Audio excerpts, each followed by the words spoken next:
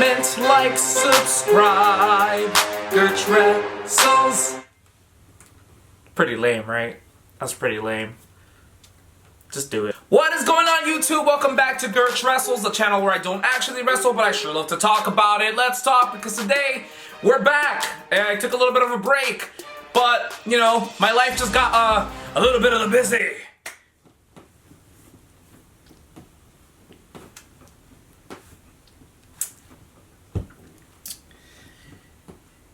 Yeah.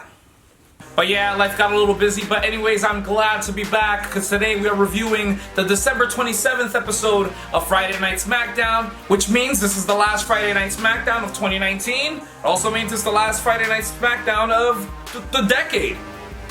Wow! Before the show kicked off, we had Elias come down to the ring on his guitar, and he's just, you know, singing a song, strumming around, talking about all the stuff that's gonna happen tonight. This is a pretty decent way of using Elias, however, it didn't really connect much with the crowd. It was just there. It could have been done without it. It would have been fine. But yeah, anyways, the show starts now. Are you ready? Are you ready for a good time? Woo! That's the theme song. That's you know. Could Friday Night Smackdown start any bigger than this? Shouted Michael Cole at the top of his lungs, as we were gonna have a triple threat match between King Corbin, Daniel Bryan, and The Miz, and then the winner would face The Fiend at the Royal Rumble. As King Corbin was making his way down to the ring, he started running down on Daniel Bryan and The Miz, talking about how he's the only one of them that can actually beat The Fiend, and how Daniel Bryan and The Miz are bad fathers, and how he's the king, and all of this and that, and how he deserves to challenge The Fiend automatically because he beat Roman Reigns twice. And you know what? Honestly, I just kind of wanted somebody to tip King Corbin out of this throne this entire time while he's talking. But luckily, my prayers got answered, because Roman Reigns' music would hit. Yes, King Corbin would fall off of the throne as his henchmen were trying to lower him down gently, in the fear from an attack from Roman Reigns, who ends up coming from the audience and does that, you know, slap uppercut thing from behind. Anyways, Roman Reigns and King Corbin start brawling, which led King Corbin to flee from the audience, and now the match is postponed. What is going on? I don't know. I guess this is the biggest way to start the show, Michael Cole. Next up, we were set to have a 6-man tag match between The New Day and Braun Strowman taking on Cesaro, Shinsuke Nakamura, and Sami Zayn. Sami Zayn is back. Oh my God, he's returned to the ring. Oh my God, I've missed him. You know, since he became the savior of the whatever he calls himself, Shinsuke's manager. Glad to see you back, Sami Zayn. I miss you. You're a great wrestler. You're just really great at the wrestling. You're really great. I want to see more of it. Please. Anyways, after a fun match, Braun Strowman ends up picking up the win, doing the power slam onto Shinsuke Nakamura, who, by the way, is your Intercontinental Champion, which means that maybe Braun Strowman might get that title match that he's been wanting for the past few weeks. However, this then led to the New Day members telling the audience that Braun Strowman has these great moves and these hips, and that the audience was gonna get this dance, which Braun Strowman did. He danced. He did some thing, and I was just like, dude, you know, you're supposed to be this monster. I'm gonna excuse the fact. I'm gonna just say that, oh, it's a holiday special, but no, I don't think this was a good idea, because now he just looks more of a not a monster. But whatever, you know, in typical WWE fashion, that's what we're gonna do. We're gonna have Braun Strowman dance. I think my biggest gripe with this is the fact that this did no favors for Braun Strowman at all. It was pointless. It was just there. They thought that this was something that the audience wanted. No, we didn't. We didn't need that. We didn't need to see that. Okay, yeah, so remember that triple threat match that was supposed to open the show? Yeah, now that's going to be a one-on-one match between Daniel Bryan and The Miz, because King Corbin refuses to compete tonight in the case that Roman Reigns was gonna interfere or whatever it was. I don't know. This was it's still kind of dumb on King Corbin's end, you know? It just doesn't make sense from a character standpoint. He would just effectively take himself out of a #1 contenders match. Okay. Anyways, it's fine with me, because I don't really care about King Corbin anyways, so less of him, probably the better. Sorry. Backstage, it also seems like Sonya Deville and Mandy Rose have a little bit of tension because Mandy Rose didn't accompany Sonya Deville last week in her match against Carmella, which Sonya Deville ended up losing. And now Sonya Deville is accusing Mandy Rose of expecting her to accompany Mandy at ringside for her match against Carmella, which Sonya Deville says that she's going to meet her down at ringside after she finishes delivering these autograph calendars or whatever it is that she has. Hey, Ducky! I thought it was funny. Otis would then make his way into the scene where then he would give Mandy Rose a fruitcake that his mom made for the holidays, and you know, it was a little weird. It was, you know, the love tension between them. We don't know what's going on with that, but we love us some good Otis. We love us some good Otis. This would then lead straight into the one-on-one match between Carmella and Mandy Rose, which Carmella ends up taking the win after she hits Mandy Rose with a super kick, reminding everyone that Mella is money. Seriously, Sheamus, you've been doing the same promo for about a month now. We know it's you. You can come out of the darkness, man. Come out of the darkness. But yeah, anyways, he says the same old that SmackDown is filled with wimps and he's gonna kick down the doors or something like that. I don't know. Next up, we have the one-on-one match between Daniel Bryan and The Miz. The winner will face The Fiend at the Royal Rumble for the Universal Championship, and no King Corbin in sight.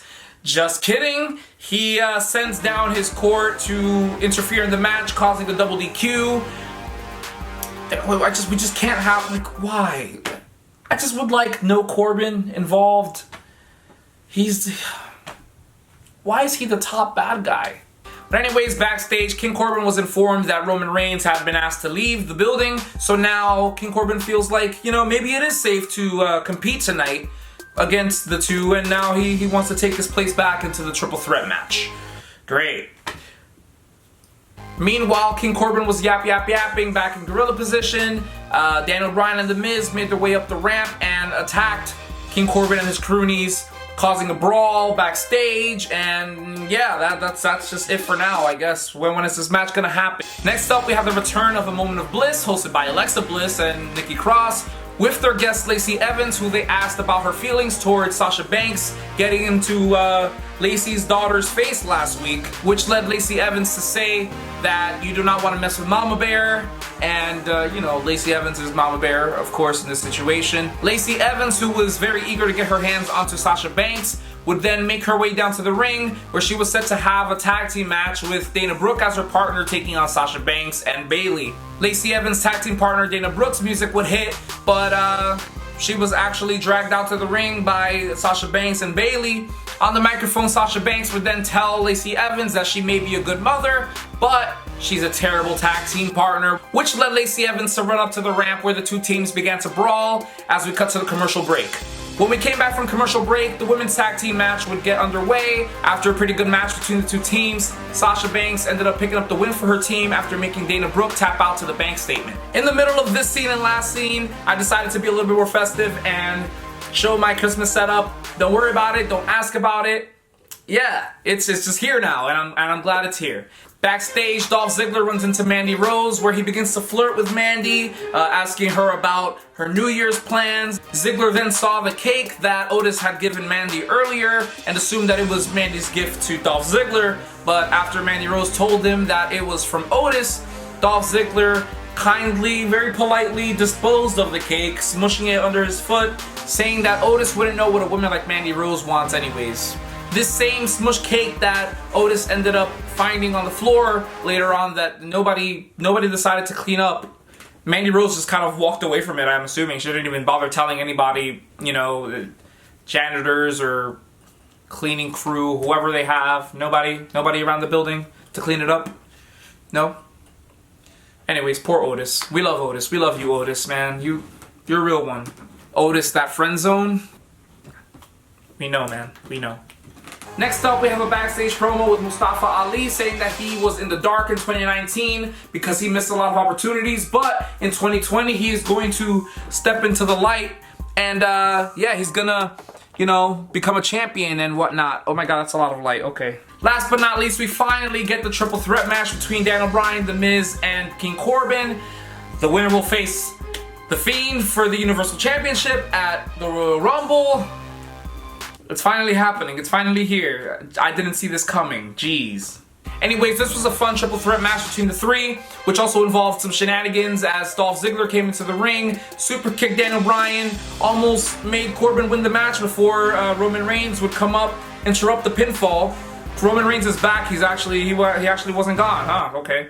But anyways, as Roman Reigns breaks the pinfall for Corbin, he ends up brawling with Corbin and Dolph Ziggler up to the backstage, effectively taking Corbin out of this match, which again made this a one-on-one match between Daniel Bryan and The Miz, which Daniel Bryan ultimately won after making The Miz tap out with the LeBell Lock. After Daniel Bryan won the match, Bray Wyatt would come onto the big screen where he would congratulate Bryan, telling him how much fun they're gonna have and that The Fiend doesn't seem to be quite done with Daniel Bryan. Bray Wyatt left Daniel Bryan with one simple question, if he's willing to let him in, which Daniel Bryan led the audience to a defiant yes chant as the show went off the air, closing off the show, closing off the year, closing off the decade, and yeah.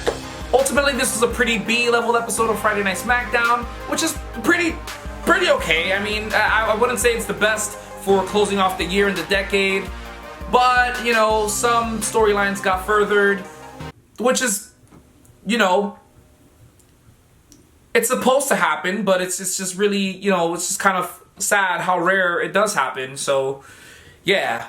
You know, I'll take a little bit of development over no development at all. So yeah, that was my recap and review on Friday Night Smackdown. Let me know what you thought on the comments below.